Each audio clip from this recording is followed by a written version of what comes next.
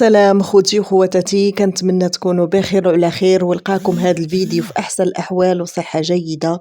مرحبا بكم معايا في فيديو جديد على قناتي وقناتكم ندى شانيل. الا كنتوا كتشاهدوا القناه لاول مره فما تنسوش تضغطوا على زر الاشتراك وتفعيل الجرس باش تبقاو ديما توصلوا بجديد القناه. لايك للفيديو فضلا وليس امرا وتعاليقكم بخصوص الموضوع. هاشم البسطاوي يفتتح مشروعه الجديد، فخليكم معايا باش تعرفوا التفاصيل. أعلن الفنان المعتزل هاشم البسطاوي عن افتتاح مشروعه الجديد يومه السبت وفق ما كتبه في منشور عبر حسابه بموقع تبادل الصور والفيديوهات انستغرام.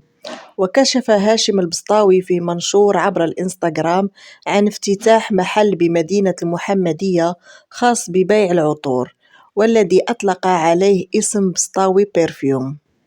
ويبدو أن هاشم البسطاوي قرر دخول عالم التجارة بعد اتخاذه قرار اعتزال التمثيل بشكل نهائي سنة 2021 وتغيير توجهه، حيث أصبح يقدم نصائح دينية لمتابعيه.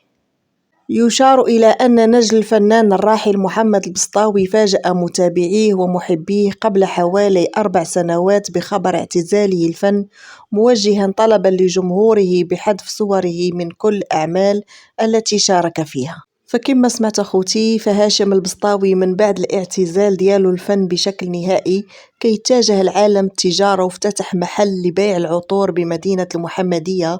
فيوم الافتتاح حضر ليه الأخ ديالو أسامة البسطاوي والأم ديالو الفنانة سعاد النجار وكذلك الفنان القدير محمد خوي.